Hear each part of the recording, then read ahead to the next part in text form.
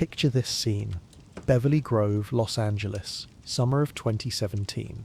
Million-dollar mansions line pristine streets where entertainment executives and celebrities have paid top dollar for peace and quiet. But today, chaos erupts from house number 113. 13.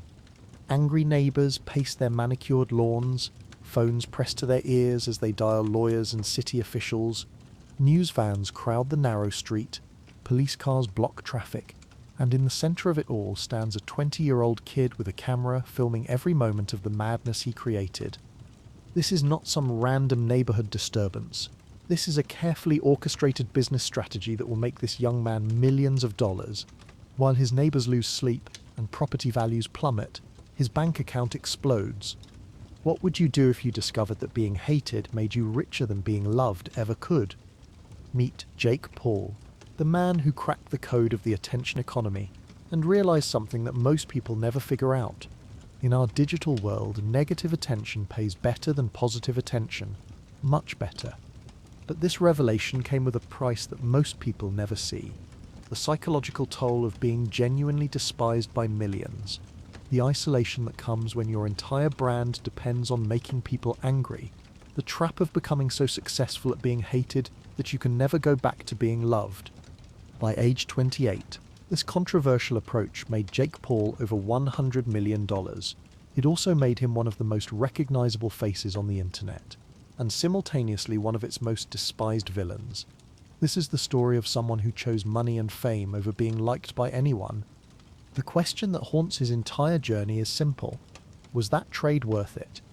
But Jake Paul was not always the internet's most hated villain. To understand how someone becomes famous for being despised, we need to go back to a church-going kid from Ohio who just wanted to make people laugh. Jake Joseph Paul grew up in Westlake, Ohio, a comfortable suburb where Friday night football games and Sunday morning church services defined the rhythm of life. His childhood home sat in a neighborhood where American flags hung from front porches, and families actually knew their neighbors' names. The Paul household revolved around traditional Christian values. Greg and Pam Paul raised their sons Jake and Logan with clear expectations about right and wrong, hard work and respect. These were not the kind of parents who would ever imagine their child becoming famous for controversy and chaos. Young Jake embodied everything his parents hoped for. He was naturally funny, genuinely charming, and athletically gifted. Teachers liked him, coaches wanted him on their teams, classmates enjoyed being around him. This was a kid who could make people smile without making anyone angry. At 16, Jake discovered Vine, the social media platform that gave users just 6 seconds to create comedy gold. This was where Jake's natural talent for entertainment first found its audience. But here's what made his early content special. It was genuinely innocent. Jake's Vine videos featured physical comedy and harmless pranks that would make your grandmother laugh. No controversy, no offensive material, just pure teenage creativity designed to brighten people's day. When someone watched Jake Paul content in 2013, they walked away feeling happier, not angrier. The numbers told an incredible story. By the time Vine shut down in early 2017, Jake had accumulated 5.3 million followers and over 2 billion views. He was not just popular, he was on the verge of becoming America's digital sweetheart. This early success opened doors that most teenagers only dream about. In 2014, Disney Channel came calling with an opportunity that seemed like destiny. Jake would leave high school, move to Los Angeles, and join the cast of Bizzardvark, a show about young social media creators. For the Paul family, this felt like divine intervention. Their wholesome, talented son was being handed the golden ticket to mainstream entertainment success. Disney represented everything safe and respectable about fame. This was the kind of career path that parents pray their children will find. Jake packed his bags and headed west with dreams of becoming the next Disney star to transition into serious entertainment. He imagined movie deals, television specials, maybe even a recording contract. The path ahead seemed paved with opportunities for someone with his talent and Disney's backing. But Los Angeles had a problem that Jake did not anticipate. While he was contractually obligated to maintain Disney's wholesome image, the YouTube world around him was rewarding increasingly extreme content. Every day, Jake watched other creators explode into viral fame by pushing boundaries that Disney would never allow him to cross. Picture being 19 years old, stuck in family-friendly content, while your peers gain millions of subscribers by being edgy, controversial, and unpredictable. Jake faced a growing internal tension between the safe path Disney offered and the explosive growth he saw other creators achieving through controversy. This tension would soon force Jake Paul to make a choice that would define not just his career, but his entire relationship with fame, money, and human connection. The wholesome kid from Ohio was about to discover something that would change everything he thought he knew about success. The discovery happened gradually in 2016, buried in YouTube analytics that most creators never bother to examine closely. Jake starts noticing something strange about his video performance. His most controversial uploads, the ones generating angry comments and heated debates in the comment sections, consistently outperform his wholesome Disney-approved content. The numbers tell a story that contradicts everything Jake learned about entertainment success. A harmless prank video gets 2 million views, but a slightly edgy video that sparks controversy gets 8 million views. The algorithm rewards conflict, not kindness. Jake begins diving deeper into his analytics, studying every metric with the intensity of a day trader watching stock prices. Watch time, engagement rate, share velocity, comment frequency, all of these crucial numbers spike dramatically when his content makes people angry rather than happy. This revelation feels like discovering fire. While other creators struggle for visibility in an overcrowded digital landscape, Jake realizes he has stumbled upon a cheat code for guaranteed viral success. The question becomes how far he is willing to push this newfound power. Jake starts experimenting deliberately. He films pranks designed to be slightly more annoying than funny. He makes statements in videos that he knows will generate heated responses. He begins crafting content specifically to provoke negative reactions rather than positive ones. The results exceed even his wildest expectations. Videos that would have struggled to reach 1 million views under his old approach now regularly hit 5 to 10 million. His subscriber count explodes as people subscribe not because they love him, but because they cannot look away from the chaos he creates. But this strategy creates a growing tension in Jake's life that threatens to tear everything apart. Disney executives start receiving concerned emails about their star's increasingly problematic online behavior. Parents complain that Jake's content is becoming inappropriate for the young audience that follows him. Jake finds himself living a double life that becomes harder to maintain each day. During Disney filming, he plays the role of wholesome entertainer that parents trust with their children.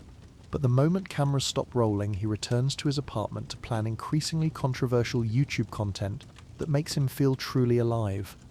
The psychological effect of this discovery changes Jake in ways he does not immediately recognize. He becomes addicted to the rush of going viral, but specifically to going viral through making people angry. Positive attention starts feeling boring compared to the electric energy of negative attention.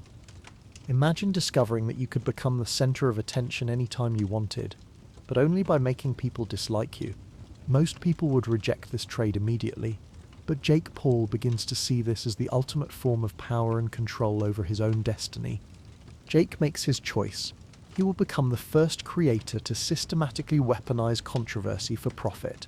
But this decision will put him on a collision course with everything he has worked to build, starting with his relationship with Disney. Early 2017 marks the beginning of Jake's transformation from accidental controversy creator to strategic chaos engineer. He rents a $6 million mansion in Beverly Grove, one of Los Angeles' most exclusive and quiet neighborhoods. This is not just a change of address. This is the launch pad for the most audacious content strategy in social media history. Beverly Grove represents everything Jake's new approach stands against. The neighborhood attracts entertainment executives, successful business owners, and celebrities who value privacy above attention. These are people who have worked decades to earn the right to peaceful, undisturbed lives. Jake's neighbors include television producers who wake up at 5 a.m. for network meetings, film industry executives who conduct million-dollar deals from their home offices, and established actors who chose this location specifically to escape the chaos of Hollywood. They paid premium prices for tranquility. But Jake Paul has different plans for this pristine suburban paradise. He does not see a quiet neighborhood. He sees the perfect backdrop for content that will generate maximum controversy and minimum cost. Every manicured lawn becomes a potential film set. Every peaceful morning becomes an opportunity for disruption. The transformation begins subtly. Jake starts inviting small groups of friends over for video shoots. Nothing too dramatic at first, just young, energetic people creating content in a neighborhood designed for mature, successful adults. The contrast alone generates interest from his audience. Jake quickly realizes that his new neighbors' reactions to his presence create pure content gold. Their frustrated faces when his filming disrupts their morning routines. Their polite but tense conversations when they ask him to keep the noise down. Their obvious discomfort with cameras constantly rolling in their exclusive sanctuary. This dynamic feeds perfectly into Jake's new understanding of the algorithm. His audience loves watching wealthy, successful adults struggle to deal with a young creator who refuses to follow their rules. Every complaint from neighbors becomes evidence of Jake's power to disrupt established systems. The content escalates systematically over the following months. What starts as small friend groups grows into larger filming crews. Quiet conversations become loud music sessions. Respectful indoor activities move to highly visible outdoor spectacles that demand attention from everyone within several blocks. Jake begins timing his most disruptive content creation for maximum impact. Morning shoots during the neighborhood's quiet breakfast hours. Afternoon activities that coincide with important business calls his neighbors need to make from home. Evening events that extend past reasonable hours in a residential area. But Jake is not simply being inconsiderate. He is being strategically inconsiderate. Every decision serves the larger goal of creating content that generates massive engagement through controversy. His neighbor's discomfort becomes his competitive advantage in the attention economy.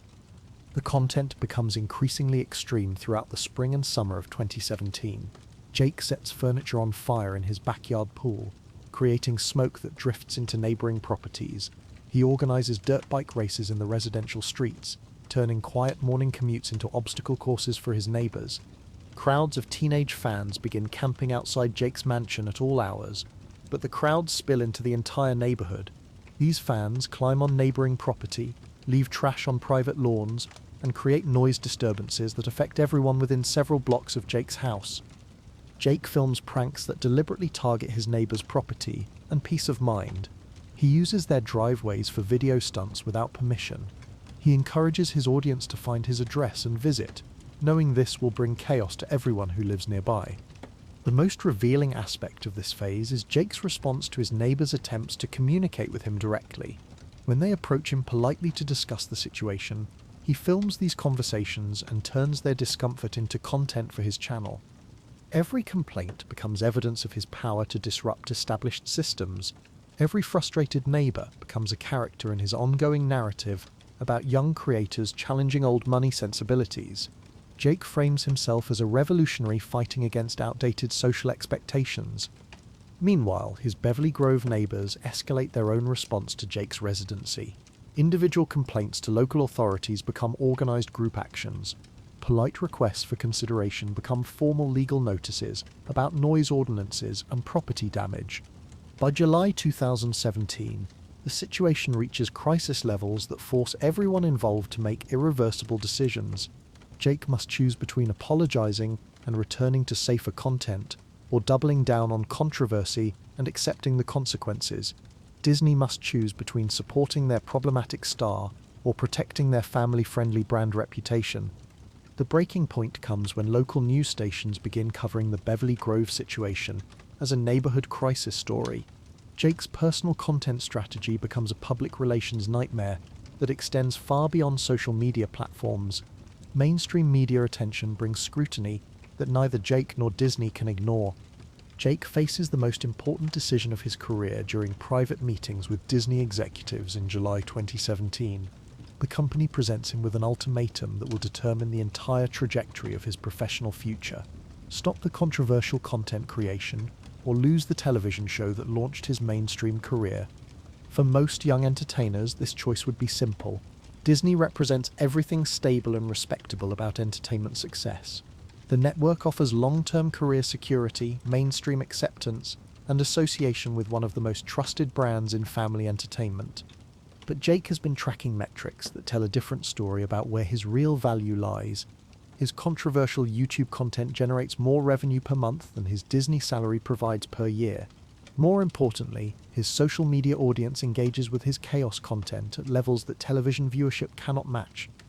Jake realizes he stands at a crossroads that will define not just his immediate future, but his entire relationship with fame, money, and public perception. He can choose the safe path that offers respectability but limited growth potential, or he can choose the chaotic path that offers unlimited earning potential but social isolation. The calculation Jake makes during this decision process reveals how fundamentally his priorities have changed since discovering the power of controversial content. Financial success and audience engagement have become more important to him than professional relationships and mainstream acceptance. The announcement comes in July 2017. Disney and Jake Paul mutually agree to part ways, with Jake leaving Bizdvark halfway through the second season. The public statement frames the departure as a creative differences situation, but industry insiders understand the real story. Most entertainment industry experts predict that Jake's career is effectively over. No major brand will work with someone too controversial for Disney. No mainstream network will hire an actor who chose social media chaos over professional stability. But Jake has a different vision for his post-Disney future. He believes he has discovered something that industry experts do not understand.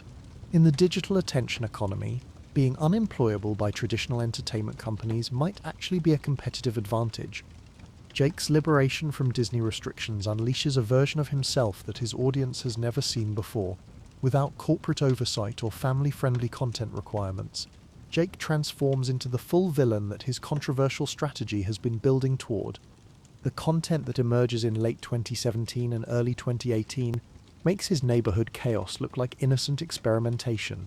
Jake begins engineering controversy with the precision of a marketing professional and the creativity of someone who has no boundaries left to respect.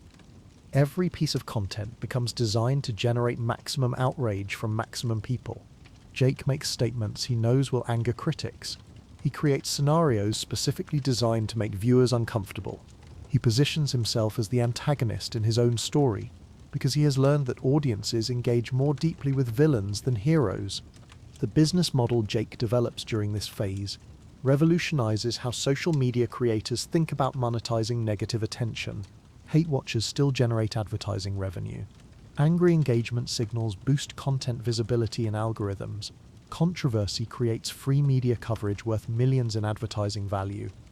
Jake launches business ventures during this period that critics immediately label as scams designed to exploit his young audience.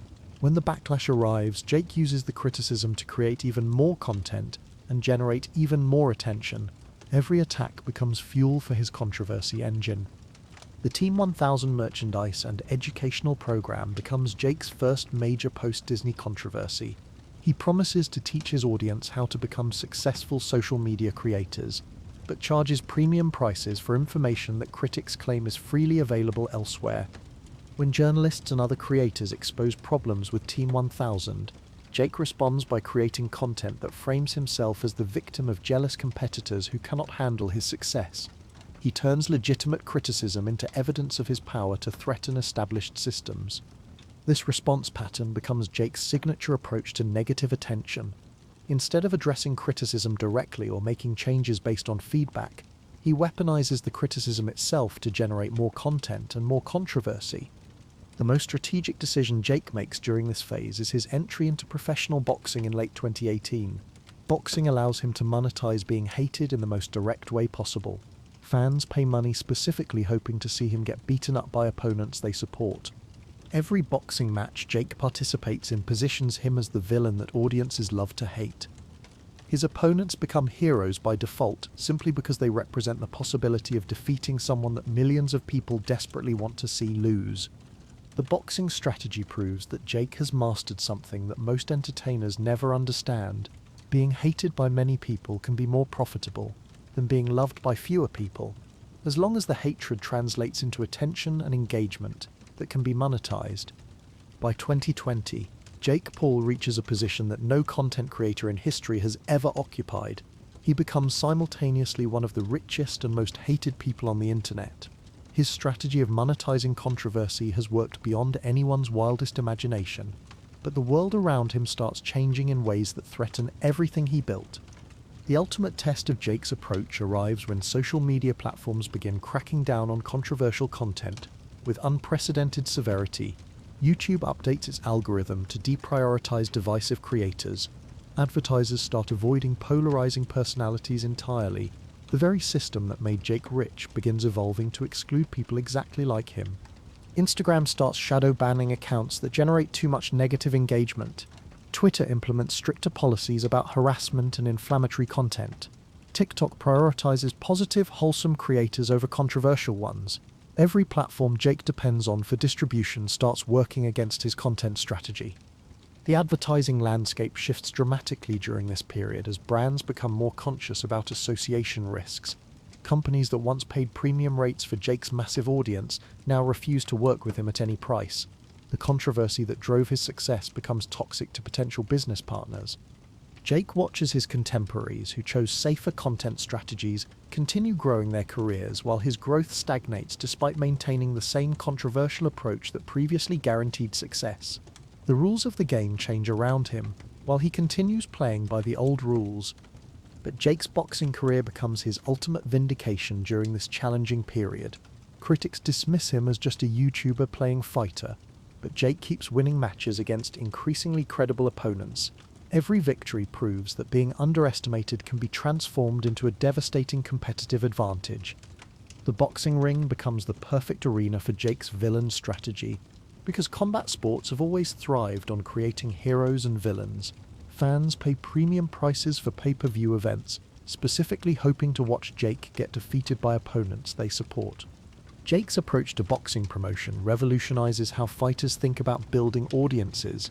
Instead of trying to be likable, Jake leans into being the fighter everyone wants to see lose. This strategy generates massive pay-per-view sales from people who literally pay money hoping to see him fail. Each boxing match becomes a psychological experiment in mass hatred. Arenas fill with fans who cheer wildly whenever Jake gets hit and boo everything he does successfully. He transforms their negative energy into the fuel that drives his performance and his payday. The financial numbers from Jake's boxing career prove that his controversial strategy can work in traditional entertainment industries, not just social media. His fights generate millions in revenue specifically because he has mastered the art of being hated by large audiences. But behind the financial success, Jake faces an internal crisis that threatens to destroy everything he has achieved. The psychological toll of being genuinely despised by millions starts manifesting in ways that even his closest team members cannot ignore. Jake begins struggling with the monster he created around his own identity. He becomes so associated with controversy that attempting normal human interactions becomes nearly impossible. Every conversation becomes performative because people expect him to be the villain character he has created. The isolation Jake experiences during this period reveals the true cost of his strategy. He is rich beyond most people's dreams, and famous in ways that few people ever achieve, but he is also genuinely disliked by almost everyone who knows his name. Jake realizes he has created a brand so completely tied to being hated that he cannot return to being likable, even if he wants to change directions. He is trapped in the villain role that made him wealthy, but that trap is also a prison of his own construction. The point of no return arrives when Jake understands that his success depends entirely on maintaining a personality that prevents him from forming genuine human connections. He must choose between continuing to profit from being despised or abandoning the strategy that made him everything he has become. This internal conflict intensifies when Jake attempts to create content that shows his more human, vulnerable side. His audience rejects these attempts at authenticity because they have been trained to expect controversy and chaos from him. Sincerity becomes bad for business. Jake faces the ultimate paradox of his career during this climactic period. The strategy that made him rich and famous also makes him incapable of enjoying normal relationships or genuine human connection. Success and happiness become mutually exclusive in his world. The boxing victories continue, but each win feels increasingly hollow, because Jake realizes he is celebrating with people who are paid to be around him rather than people who genuinely care about his well-being. Victory becomes as isolating as defeat would be. Jake's attempt to expand beyond social media and boxing into mainstream entertainment repeatedly fails, because his controversial reputation makes him unemployable by traditional companies.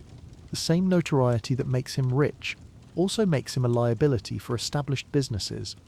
The psychological pressure reaches breaking points during private moments that his audience never sees. Jake struggles with depression, anxiety, and the constant performance pressure of maintaining a persona that conflicts with his human need for acceptance and connection. The ultimate realization hits Jake when he recognizes that he has successfully created a career that provides everything except the things that actually matter for human happiness. Money, fame, attention, and power cannot substitute for genuine relationships and authentic self-expression. Jake discovers that being the center of attention when that attention is predominantly negative creates a unique form of psychological torture. Millions of people know his name, but almost all of them wish he would disappear from public life entirely. By 2025, the numbers tell a story that few people in entertainment history can claim.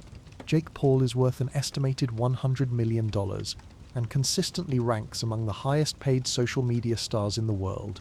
His strategy of becoming famous for being hated worked financially beyond anyone's imagination, including his own.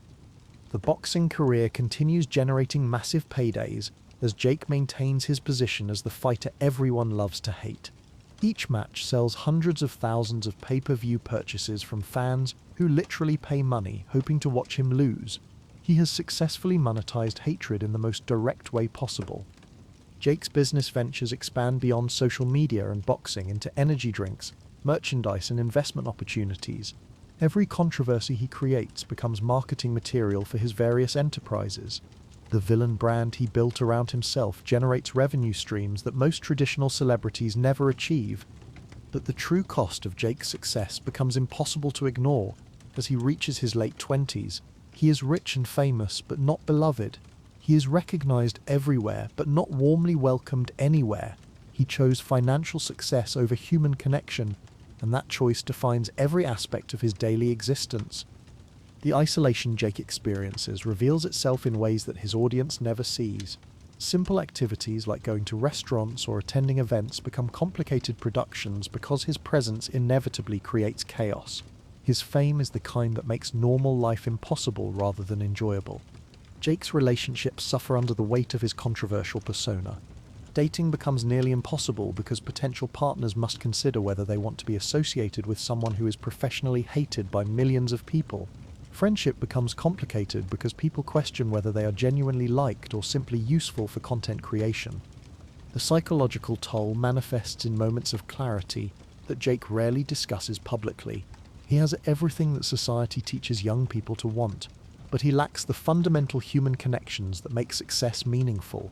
Money cannot purchase the respect and affection that he sacrificed to obtain it.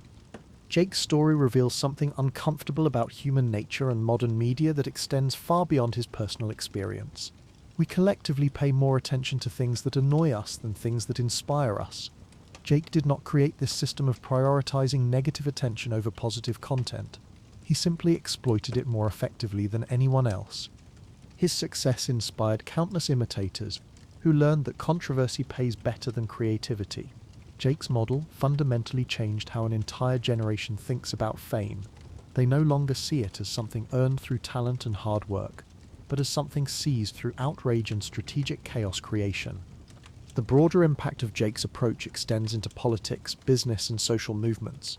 The lesson that negative attention can be more valuable than positive attention influences how people across all industries think about building audiences and generating engagement.